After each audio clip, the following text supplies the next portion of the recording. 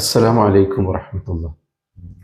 പ്രിയപ്പെട്ടവരെ, എല്ലാവരും കൂടി സോഷ്യൽ മീഡിയയിൽ ബഹുമാനപ്പെട്ട കാന്തപുരം ഉസ്താദിനെ വിമർശിച്ചുകൊണ്ട് ഉറഞ്ഞു തുള്ളുകയാണ്. എല്ലാ മുക്കൂട്ടു മുന്നണികളും ഉണ്ട്. മുജാഹിദുണ്ട്, ജമാഅത്തുണ്ട്, യുക്തിവാദികളുണ്ട്, മതയുക്തിവാദികളുണ്ട്. അങ്ങനെ കാന്തപുരം ഉസ്താദിനോട് വിയോജിപ്പുള്ള, കാന്തപുരം ഉസ്താദിനോട് വിരോധമുള്ള സകല മുക്കൂട്ടു മുന്നണികളും സോഷ്യൽ മീഡിയയിൽ ഉറഞ്ഞു തുള്ളിക്കൊണ്ടിരിക്കുകയാണ്. തിരുകേശം വലിയ വിവാദമാക്കി മാറ്റിക്കൊണ്ടിരിക്കുകയാണ്. മീഡിയക്കാരെ പിന്നെ നമുക്കറിയാം, ചാനലുകാരെ അവർക്ക് വ്യൂസ് കിട്ടാൻ വേണ്ടിയിട്ട് അവരെന്തും വിവാദമാക്കും, എന്തും വാർത്തയാക്കും. പ്രത്യേകിച്ച് മുസ്ലിങ്ങൾക്കെതിരെയുള്ള ഒരു വാർത്ത ആകുമ്പോൾ, പണ്ഡിതന്മാർക്കെതിരെയുള്ള ഒരു വാർത്തയാകുമ്പോൾ അത് എല്ലാ ചാനലുകാരും ഏറ്റുപിടിക്കും, മാക്സിമം ഇങ്ങനെ കത്തിച്ചു നിർത്തും. ഇസ്ലാമിനെതിരെയുള്ള വിവാദമാകുമ്പോൾ കൂടുതൽ ജനങ്ങൾ അത് കാണുമല്ലോ. അങ്ങനെ പ്രേക്ഷകരെ കിട്ടാൻ വേണ്ടിയിട്ടാണ് ചാനലുകാരത് ചെയ്യുന്നത്. ഇപ്പോൾ കാന്തപുരം ഉസ്താദിന്റെ ഏതെങ്കിലും ഒരു വിമർശകരെ അടുത്ത് പോയിട്ട് ഈ ഷാറ മുബാറക്കിനെ കുറിച്ച്, ഈ തിരുകേശത്തെക്കുറിച്ച് ഇങ്ങനെ ചോദിച്ചുകൊണ്ടിരിക്കും. അങ്ങനെ കാന്തപുരം ഉസ്താദിനെതിരെ പറയാൻ അവരെ പ്രേരിപ്പിച്ചിട്ട് അത് വലിയ വാർത്തയാക്കിയിട്ട് വിവാദമാക്കി കത്തി നിർത്തുക. പ്രത്യേകിച്ച് നിമിഷപ്രിയ വിഷയത്തിൽ കാന്തപുരം ഉസ്താദ് ഇങ്ങനെ വലിയ ഒരു പ്രശസ്തിയിൽ നിൽക്കുകയാണല്ലോ. അപ്പൊ അങ്ങനെ ഒരു പ്രശസ്തിയിൽ നിൽക്കുമ്പോൾ കാന്തപുരം ഉസ്താദിനെതിരെ ഇത്തരം കാര്യങ്ങൾ പ്രചരിപ്പിച്ചാൽ അതിന് വലിയ വാർത്താ പ്രാധാന്യം ഉണ്ടാവും, കൂടുതൽ ആളുകൾ അത് കാണും, നല്ല വ്യൂസ് കിട്ടും. അവർക്ക് കഞ്ഞി കുടിച്ചു പോണ്ടേ? അതിന് അവർ ചെയ്തുകൊണ്ടിരിക്കുന്ന പല രീതിയിലുള്ള പ്രവർത്തനങ്ങളുണ്ട്. അത് നമുക്ക് വിടാം. അത് അവര് എത്ര പറഞ്ഞിട്ടും കാര്യമില്ല. അത് അവരെ അന്നത്തിന്റെ പ്രശ്നമാണ്. എത്ര പറഞ്ഞിട്ടും കാര്യമില്ല, അത് അവർ മാറ്റാൻ പോകില്ല. എന്നാൽ ഇത് അനാവശ്യമായിട്ട് വിവാദമാക്കുന്ന ചില ആളുകളുണ്ടല്ലോ, അവരോട് എനിക്ക് കുറച്ച് ചോദ്യങ്ങൾ ചോദിക്കാനുണ്ട്. ഈ ചോദ്യങ്ങൾക്കൊക്കെ കൃത്യമായിട്ട് അവർക്ക് മറുപടി പറയാൻ കഴിയുന്നുണ്ടോ എന്ന് എന്നെ കേൾക്കുന്ന പ്രേക്ഷകരൊന്ന് വിലയിരുത്തിയാൽ മതി. അവരിതിന് മറുപടി പറയുന്നൊന്നും ഞാൻ വിശ്വസിക്കുന്നില്ല. അവർക്ക് കഴിയൂല, മറുപടി പറയാൻ കഴിയൂല. പക്ഷെ എന്നെ കേൾക്കുന്ന പ്രേക്ഷകര്, എന്നെ കേൾക്കുന്ന ആളുകൾ ഒന്ന് വിലയിരുത്തിയാൽ മതി. ഞാൻ ഈ ചോദിക്കുന്ന ചോദ്യങ്ങൾക്ക് ഇത്രയും കാലമായിട്ടും അവർക്ക് മറുപടി പറയാൻ കഴിഞ്ഞിട്ടുണ്ടോ എന്നുള്ളത്, അവർ പറയുന്നതിൽ എന്തെങ്കിലും വസ്തുതകളുണ്ടോ എന്നുള്ളത് ഒന്ന് വിലയിരുത്തിയാൽ മതി. അപ്പം മനസ്സിലാവും. അപ്പോൾ ഈ വീഡിയോയിലുള്ളത് ഈ തിരുകേശ വിവാദത്തിൽ എ.പി. ഉസ്താദിനെ വിമർശിക്കുന്നവരോട്, എ.പി. ഉസ്താദിനെയും സുന്നി പണ്ഡിതന്മാരെയും സമൂഹ മധ്യത്തിൽ തേജോവധം ചെയ്യുന്നവരോടുള്ള ഒരു 10-12 ചോദ്യങ്ങൾ. അതാണ് ഈ വീഡിയോയിൽ എനിക്ക് ചോദിക്കാനുള്ളത്. അപ്പോൾ വീഡിയോ മുഴുവൻ നിങ്ങളെല്ലാവരും കാണാം. ഓക്കെ, എന്ന ചോദ്യത്തിലേക്ക് കിടക്കാം. ഇത്രയും കാലം ഇവർ പറഞ്ഞുകൊണ്ടിരിക്കുന്നത് എന്തായിരുന്നു എന്നറിയോ? കാന്തപുരം ഉസ്താദ് തിരുകേശം കൊണ്ടുവന്നു എപ്പോ, എന്നാൽ ഇപ്പോൾ അതിൽ നിന്ന് പിറകോട്ട് പോയിട്ടുണ്ട് എന്നുള്ളതാണ്. ഇതുവരെ അടുത്ത കാലത്ത് വരെ പറഞ്ഞിരുന്നതാണ്. തിരുകേശത്തിൽ നിന്ന് കാന്തപുരം ഉസ്താദ് പിറകോട്ട് പോയിട്ടുണ്ട്. തിരുകേശവുമായി ബന്ധപ്പെട്ട കാര്യങ്ങൾ ഇപ്പോൾ എ.പി. ഉസ്താദ് ഒന്നും പറയാറില്ല. തിരുകേശ കച്ചവടമൊന്നും ഇപ്പൊ നടക്കാറില്ല. അതിൽ നിന്ന് പിറകോട്ട് പോയിട്ടുണ്ട് എന്നാണ് ഈ വിമർശകരെല്ലാവരും പറഞ്ഞിരുന്നത്. യുക്തിവാദികൾ അടക്കം അതന്നെയാണ് പറഞ്ഞിരുന്നത്. ഇപ്പോഴും ആ വാദത്തിൽ ഇവർ ഉറച്ചു നിൽക്കുന്നുണ്ടോ, അതിൽ നിന്നും പിന്മാറിയോ എന്നാണ് ഒന്നാമത്തെ ചോദ്യം. രണ്ടാമത്തെ ചോദ്യം, സോഷ്യൽ മീഡിയയിൽ നമ്മൾ വ്യാപകമായിട്ട് കണ്ടുകൊണ്ടിരിക്കുന്ന എന്താണ്? കള്ളമുടി, വ്യാജമുടി എന്നുള്ള വാദങ്ങളാണ്. ഇത് കള്ളമുടിയാണെന്നതിന് എന്ത് തെളിവാണ് ഇവരുടെ കയ്യിലുള്ളത്? ഇത് വ്യാജമുടിയാണ് എന്ന് സ്ഥാപിക്കാൻ എന്ത് തെളിവിന്റെ അടിസ്ഥാനത്തിലാണ് ഇവരിങ്ങനെ വിളിച്ചു പറഞ്ഞുകൊണ്ടിരിക്കുന്നത്? നിരവധി യൂട്യൂബർമാർ ഈ തിരുകേശ വിവാദത്തിന്റെ പേരിൽ ഒരുപാട് വീഡിയോ ചെയ്തിട്ടുണ്ട്. സോഷ്യൽ മീഡിയ, യൂട്യൂബൊക്കെ തുറന്നാൽ മുഴുവൻ അതന്നെയാണ്. അപ്പൊ എന്തെങ്കിലും അടിസ്ഥാനത്തിന്റെ പേരിലാണോ ഇവരിത് വ്യാജമുടിയാണെന്ന്, കള്ളമുടിയാണെന്ന് പറയുന്നത്? കാരണം എന്തെങ്കിലും ഒരു അടിസ്ഥാനമില്ലാതെ ഇസ്ലാമിലെ ഒരു കാര്യം, പ്രവാചകനുമായി ബന്ധപ്പെട്ട കാര്യം പറയാൻ പറ്റൂലല്ലോ.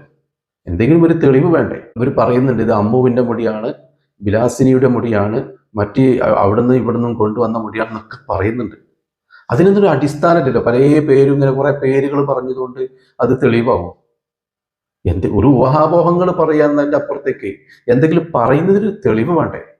ഒരു പ്രവാചകനുമായി ബന്ധപ്പെട്ട കാര്യമാകുമ്പോൾ, അതല്ലെങ്കിൽ ഒരു പണ്ഡിതൻ പറഞ്ഞ കാര്യത്തെക്കുറിച്ചാകുമ്പോൾ അതിനെ വിമർശിക്കുമ്പോൾ എന്തെങ്കിലും തെളിവിന്റെ അടിസ്ഥാനത്തിലല്ലേ വിമർശിക്കാൻ പറ്റുള്ളൂ. അതല്ല ഇസ്ലാമിന്റെ കാഴ്ചപ്പാട്. വെറുതെ ഊഹാപോഹങ്ങൾ, ഒരാളെ പേരിൽ ആരോപണങ്ങൾ പറയാൻ പറ്റുമോ ഇസ്ലാമിൽ? എന്തെങ്കിലും തെളിവിന്റെ അടിസ്ഥാനത്തിലല്ലാതെ. വ്യഭിചാര ആരോപണത്തിന് വരെ 4 സാക്ഷികൾ വേണമെന്നാണ്, നേരിട്ട് കണ്ട 4 സാക്ഷികൾ വേണമെന്നാണ് ഇസ്ലാമിന്റെ വിധി. അപ്പൊ ഇസ്ലാം എന്ന് പറയുന്നത് അങ്ങനെയാണ്. വെറുതെ എന്തെങ്കിലും ആരോപണം പറയാൻ പറ്റില്ല. അങ്ങനെ ആരോപണം പറയുന്നവരെ പിൻപറ്റാനോ അവരെ വിശ്വസിക്കാനോ ഒരു നിലക്കും പറ്റില്ല. ഈ മുജാഹിദുകളൊക്കെ എപ്പോഴും തെളിവ് ചോദിക്കുമല്ലോ. അതിനെന്താ തെളിവ്? സഹാബാക്കൾ ചെയ്തതിന് തെളിവുണ്ടോ? റസൂലുള്ളാഹി ചെയ്തതിന് തെളിവുണ്ടോ, നബിദിനാണല്ലോ നടക്കുന്നത്, നബിദിനത്തിനൊക്കെ തെളിവുണ്ടോ എന്നിങ്ങനെ ചോദിക്കുന്നുണ്ട്.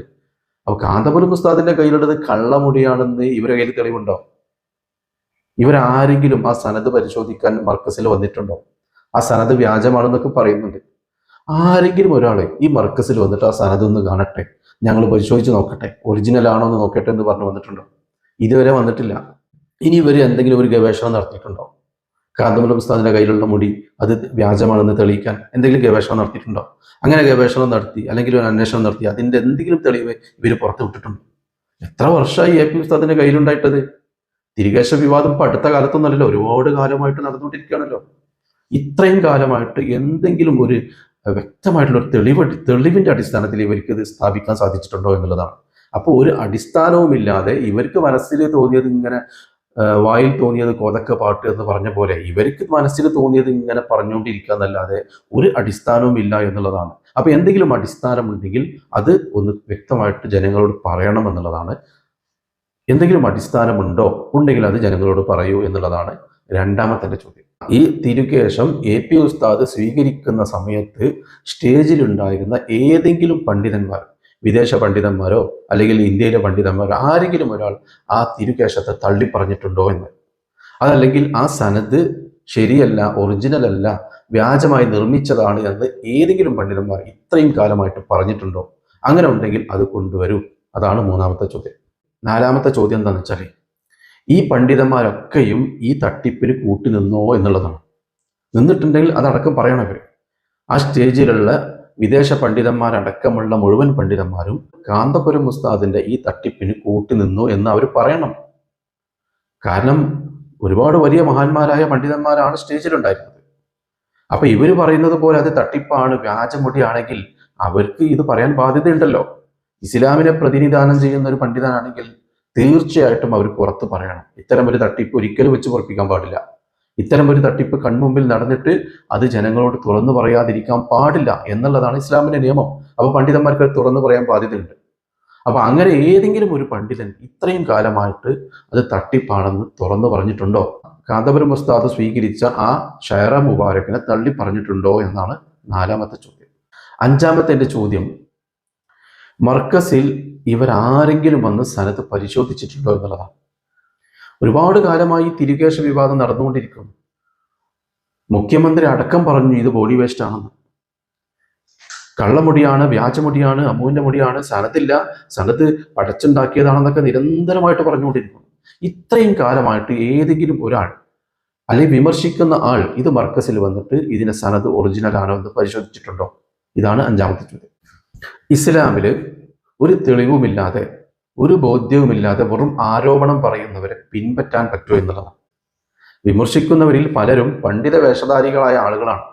പണ്ഡിതന്മാരെന്ന് പറയുമ്പോൾ ജനങ്ങൾ പിൻപറ്റുന്നവരാണ്, പ്രവാചകന്മാരുടെ അനന്തരാവകാശികളാണ്.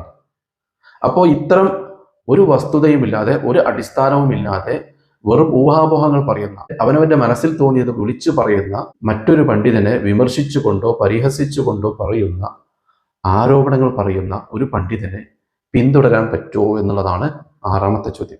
ഏഴാമത്തെ ചോദ്യം, AP ഉസ്താദിന്റെ കയ്യിലുള്ളത് ഒറിജിനൽ തിരുകേശമാണെങ്കിൽ, പ്രവാചകന്റെ ഒറിജിനൽ മുടിയാണെങ്കിൽ അത് വളരാൻ സാധ്യതയുണ്ടോ എന്നുള്ളതാണ്. മുജാഹിദുകൾ പോട്ടെ, അവരേതായാലും അതിലൊന്നും വിശ്വസിക്കുന്നില്ല. സുന്നികളായ ആളുകളോടാണ്.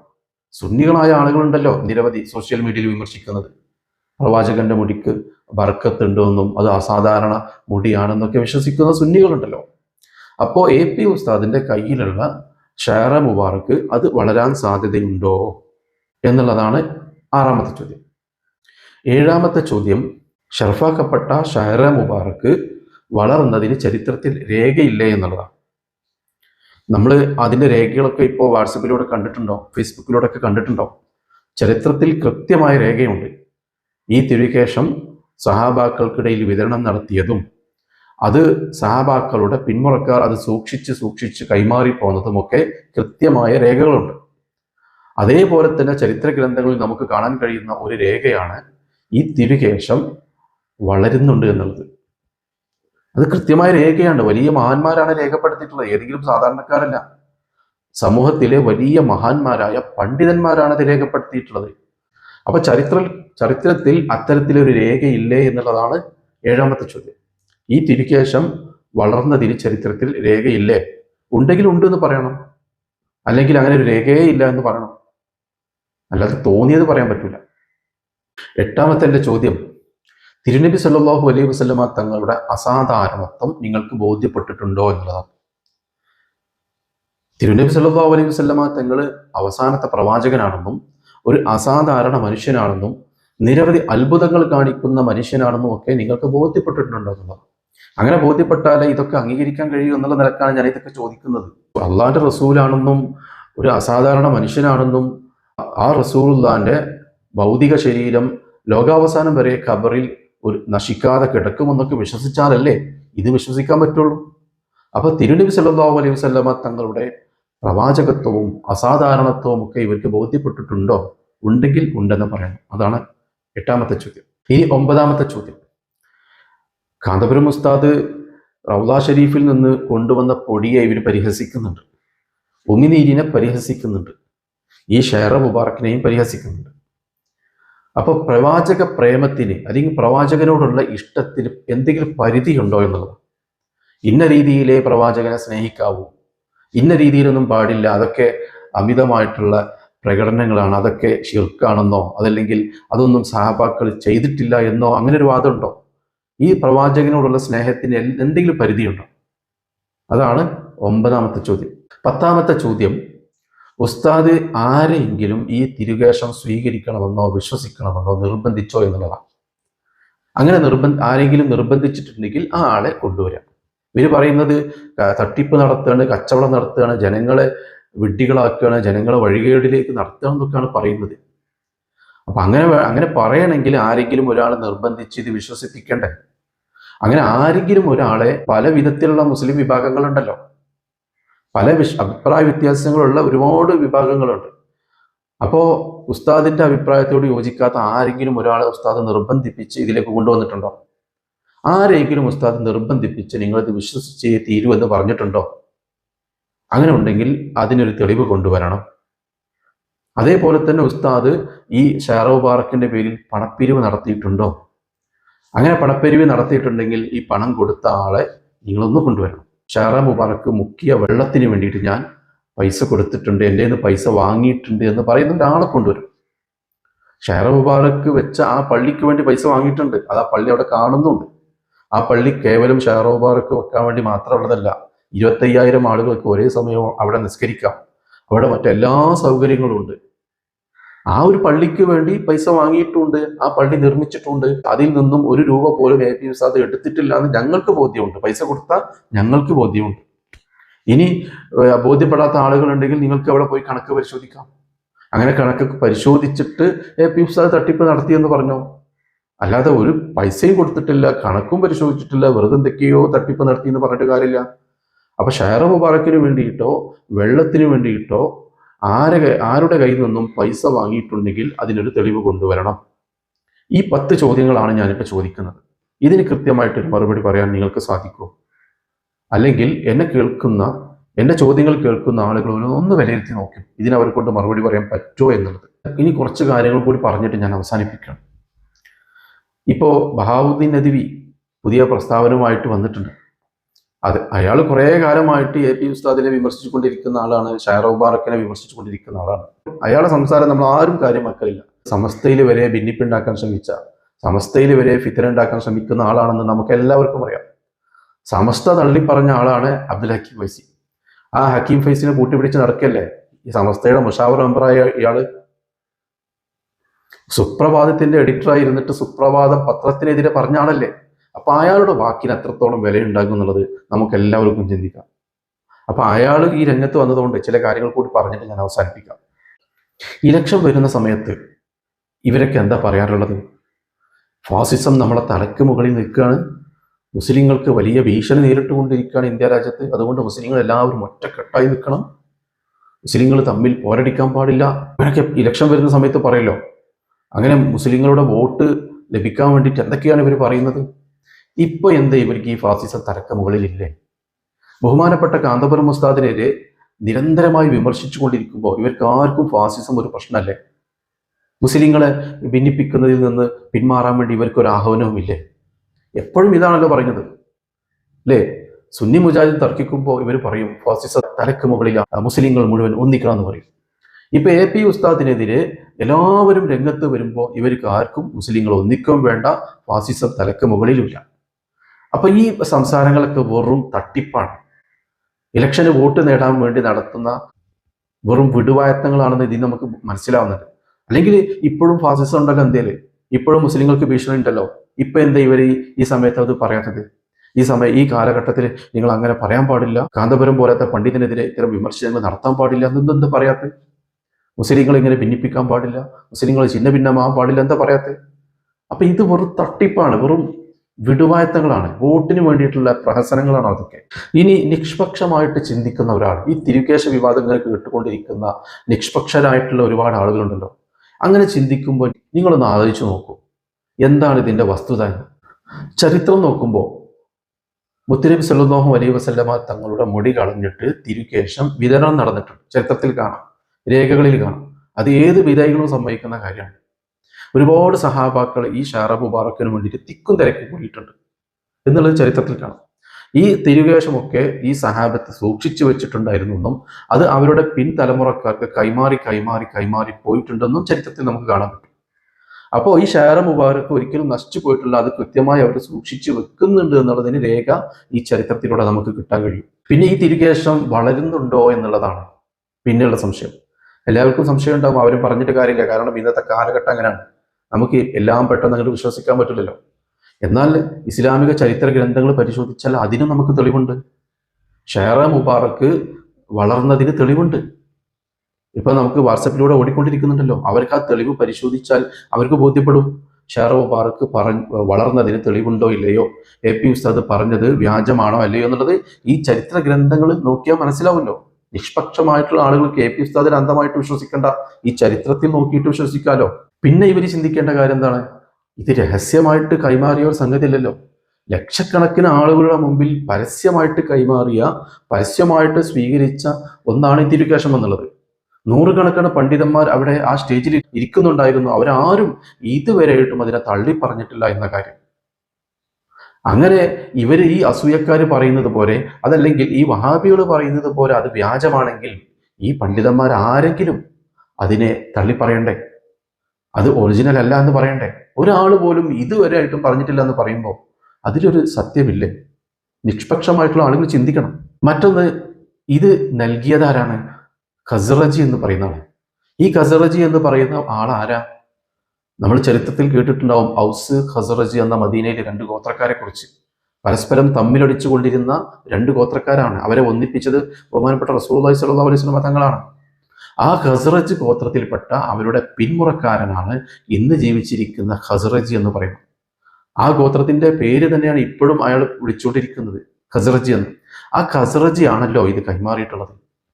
ആ ഔസ് ഗോത്രക്കാർക്ക് അന്ന് ഷാറ മുബാറക്ക് കിട്ടിയെന്നതിന്റെ വ്യക്തമായിട്ടുള്ള രേഖകളുണ്ട്. അപ്പൊ അവരുടെ പിന്മുറക്കാർ അവര് സൂക്ഷിച്ച് കൈമാറി പോകുന്ന ഈ ഖസ്റജിയുടെ കയ്യിൽ കിട്ടതാവാൻ സാധ്യതയുണ്ടല്ലോ. അപ്പൊ അതൊക്കെ ഒരു സാധ്യത ഇവിടെ കാണുമ്പോൾ പിന്നെ എന്തുകൊണ്ടാണ് അവർ, എങ്ങനെയാണ് ഇതിനെ തള്ളി പറയാ?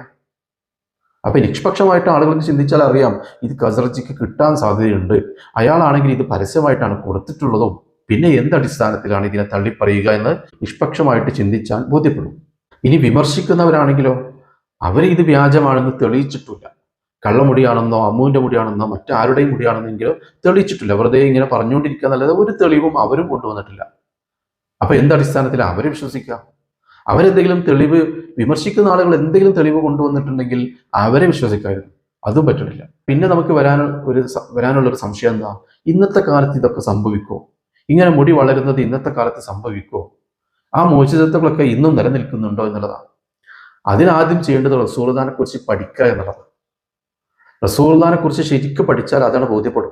വിവരമില്ലാത്തതുകൊണ്ടാണ് നമ്മളിതൊക്കെ ഇങ്ങനെ പറഞ്ഞുകൊണ്ടിരിക്കുന്നതും നമുക്ക് അനാവശ്യമായ സംശയങ്ങളുള്ളതും.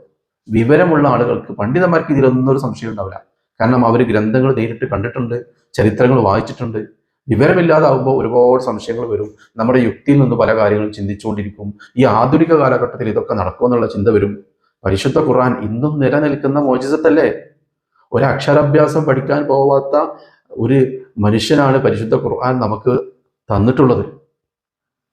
ആ പരിശുദ്ധ ഖുർആൻ ഇന്നും നിലനിൽക്കുന്ന മോചിതത്തല്ല. ഒരു മനുഷ്യനെ കൊണ്ട് ഒരിക്കലും എഴുതാൻ സാധിക്കാത്ത, ഒരു മനുഷ്യനെ കൊണ്ട് രൂപീകരിക്കാൻ കഴിയാത്ത ഒന്നല്ലേ പരിശുദ്ധ ഖുർആൻ.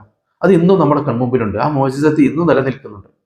റസൂലുള്ളാഹിന്റെ വഫാത്തിന് ശേഷം ഒരുപാട് മോചിതത്തുകൾ, പ്രകടമായ ചരിത്ര യാഥാർത്ഥ്യങ്ങൾ നമുക്ക് വായിക്കാൻ പറ്റും. അപ്പൊ അതൊക്കെ ഉണ്ടാവുമ്പോൾ പിന്നെ ഇത് മാത്രം സംഭവിക്കില്ല എന്ന് എന്തടിസ്ഥാനത്തിലാണ് പറയാം? പിന്നെ AP ഉസ്താദ് ഇത്രയും ആളുകളെ ഒരുമിച്ച് നിർത്തി വെറുതെ ഇല്ലാത്ത കളവ് പറയുമെന്നാണ് നമ്മൾ ചിന്തിക്കേണ്ടത്? AP ഉസ്താദ് ആയിരിക്കൂല ഇത് ആദ്യം കണ്ടത്, ഈ വളർന്നത് ആദ്യം കണ്ടത്. അവിടെ സൂക്ഷിക്കുന്നതിന് ഉത്തരവാദിത്തപ്പെട്ട ആളുകളായിരിക്കും ഈ മുടി വളർന്നത്, ഈ തിരുക്കേശം വളർന്നത് ആദ്യം കണ്ടിട്ടുണ്ടാവുക. അവര് ഹക്കീം ഉസ്താദിനോട് പറഞ്ഞിട്ടുണ്ടാവും. ഹക്കീം ഉസ്താദിന് നേരിട്ട് ബോധ്യപ്പെട്ടതിന് ശേഷം AP ഉസ്താദിനോട് പറഞ്ഞിട്ടുണ്ടാവും. AP ഉസ്താദ് നേരിട്ട് ബോധ്യപ്പെട്ടതിന് ശേഷം മാത്രമേ ഇത് ജനങ്ങളോട് പറയുള്ളൂ. അല്ലാതെ ഇത് ഒരു സുപ്രഭാതത്തിൽ വന്നുകൊണ്ട് AP ഉസ്താദ് വെറുതെ കണ്ട് പച്ചക്കളവ് പറയാമെന്ന് വിശ്വസിക്കാൻ കുറച്ച് ബുദ്ധിമുട്ടുണ്ടാവും. കാരണം ഇതൊക്കെ ലോകം മുഴുവൻ കേൾക്കുന്നുണ്ടെന്നുള്ള ധാരണ AP ഉസ്താദിനുണ്ട്. ഒരുപാട് പണ്ഡിതന്മാർ അവരെ കൂടിയിട്ടുണ്ട് എന്നുള്ള ധാരണ AP ഉസ്താദിനുണ്ട്. വെറുതെ കണ്ട് പച്ചക്കള്ളം പറയാനൊന്നും പറ്റൂല. പിന്നെ വഹാബികൾ ഇതിനെ എതിർക്കുന്നതിന്റെ എന്താ കാരണം? അവർക്ക് മോചിതത്തിൽ തന്നെ വിശ്വാസമില്ല. അവരെത്രയോ മോചിതത്തുകൾ, എത്രയോ ഹദീസുകൾ അവർ തള്ളി പറഞ്ഞിട്ടുണ്ട്. ബുഖാരിയിൽ വന്ന ഹദീസുകൾ അടക്കം അവർ തള്ളി പറഞ്ഞിട്ടില്ലേ? അവരെ യുക്തിക്ക് ബോധ്യപ്പെട്ടത് മാത്രമേ അവർ സ്വീകരിക്കൂ. അപ്പൊ അവരെ പറഞ്ഞിട്ട് കാര്യമില്ല. അവർ വേറൊരു വിഭാഗം തന്നെയാണ്, അവർ വേറൊരു മതം തന്നെയാണ്. ഇബ്നു അബ്ദുൽ വഹാബിന്റെ മതമാണ് വഹാബികൾ. യുക്തിക്ക് ഉൾക്കൊള്ളാൻ പറ്റാത്ത ഒന്നും അവർ സ്വീകരിക്കൂല. അപ്പൊ അവർ പറയുന്നത് കേട്ട് ഇങ്ങനെ തുള്ളിച്ചാടേണ്ട ആവശ്യമില്ല. എന്തിന്? ഖുർആനിലെ മോചിതത്തിന് വരെ തള്ളിപ്പറഞ്ഞ ആളല്ലേ ഇവരെ നേതാവ് റഷീദ് റിള. റഷീദ് റിള ആണല്ലോ ഇന്ന് കേരളത്തിലേക്ക് വഹാബിസം കൊണ്ടുവന്നത്. ഈ റഷീദ് റിള പറഞ്ഞ എന്താ? പരിശുദ്ധ ഖുർആനിൽ മോചിതത്തുകളൊന്നും കൊടുത്തിട്ടുണ്ടായിരുന്നില്ലെങ്കിൽ ഒരുപാട് യൂറോപ്യന്മാരും അമേരിക്കക്കാരും ഇസ്ലാമിലേക്ക് വരുമായിരുന്നു എന്ന്. ഖുർആനിൽ മോചിതത്ത് കൊടുത്തിട്ടില്ലായിരുന്നുവെങ്കിലും അള്ളാഹ്ക്ക് തിരുത്തു കൊടുക്കുകയാണ്. അപ്പൊ ഈ മോചിതത്തിൽ വരെ സംശയമുള്ള ഈ റഷീദ് റിളയുടെ അനുയായികളല്ലേ ഇവര്? ഖുർആനിൽ പറഞ്ഞ മോചിതത്തിന് വരെ സംശയം. പിന്നെ ഹദീസുകളിലും മറ്റു ഗ്രന്ഥങ്ങളിലും കാണുന്ന കറാമത്തുകളോ മോചിതത്തുകളോ ഇവർ വിശ്വസിക്കോ? അപ്പൊ ഇവരുടെ വിശ്വാസം എത്രത്തോളം ഉണ്ടെന്നുള്ളത് ഏതൊരു സാധാരണക്കാരും ബോധ്യപ്പെടും. പിന്നെ ഇവർ ഇതിനെ ശക്തമായിട്ട് വിമർശിക്കുന്ന കാരണം AP ഉസ്താദിനോടുള്ള വിരോധം കൊണ്ടാണ്. കാരണം ഗൾഫിലൊക്കെ വഹാബികൾക്ക് നല്ല വളർച്ച ഉണ്ടായിട്ടുണ്ട്. ആ വഹാബിസത്തെ തടയാൻ അവിടെ കാര്യമായിട്ടുള്ള ഒരു ചലനമൊന്നും ഉണ്ടായിട്ടില്ല.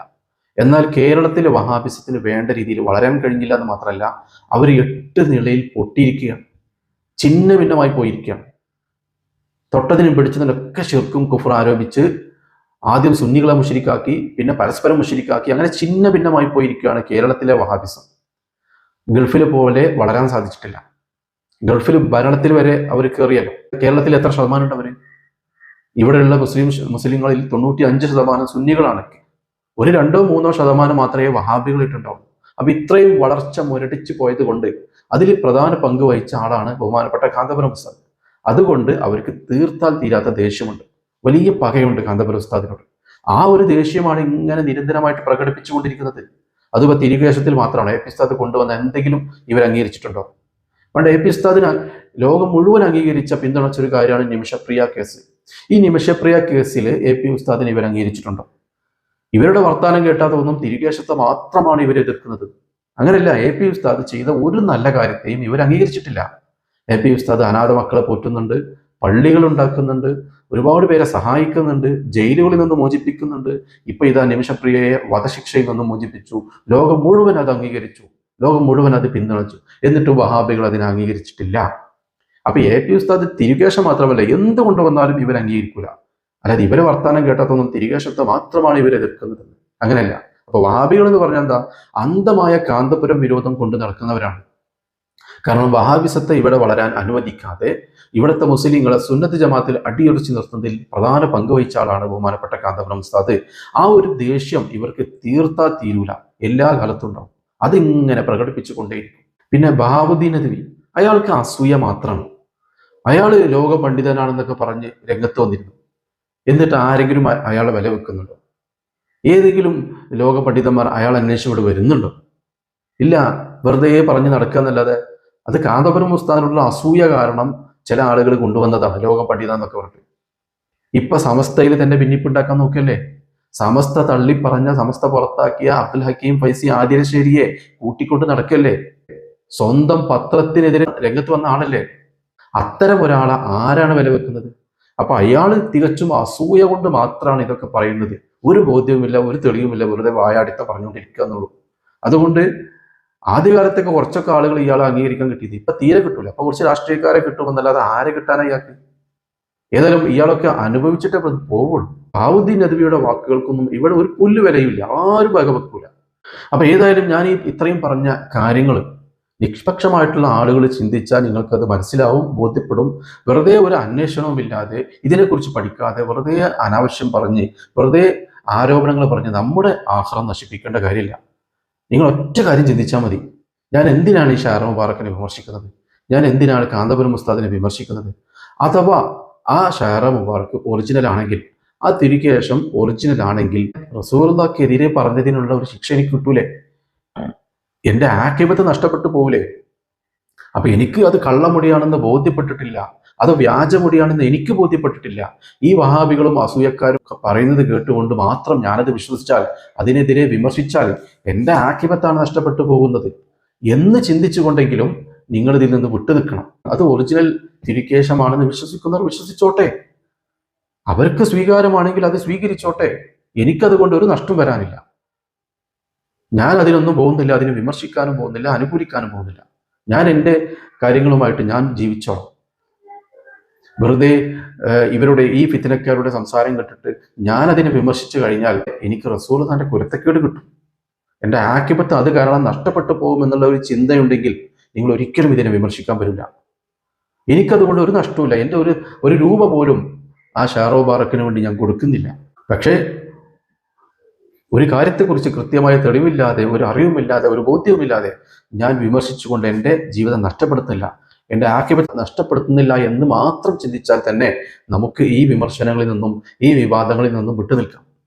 ഞാനിത് പറഞ്ഞുകൊണ്ടിരിക്കുന്നത് ആരെങ്കിലും എൻ്റെ വാക്ക് കേട്ട് ഈ രീതിയിൽ ചിന്തിച്ചു കഴിഞ്ഞാൽ അത് എനിക്ക് വലിയ ഗുണമാണെന്ന് മനസ്സിലാക്കിയിട്ടാണ് ഞാൻ ഇത്രയും കാര്യങ്ങൾ നിങ്ങളോട് പറഞ്ഞിട്ടുള്ളത്. ഏതായാലും ഇത്രയും പറഞ്ഞുകൊണ്ട് ഞാൻ അവസാനിപ്പിക്കുകയാണ്. അസ്സലാമു അലൈക്കും വറഹ്മത്തുള്ളാഹി.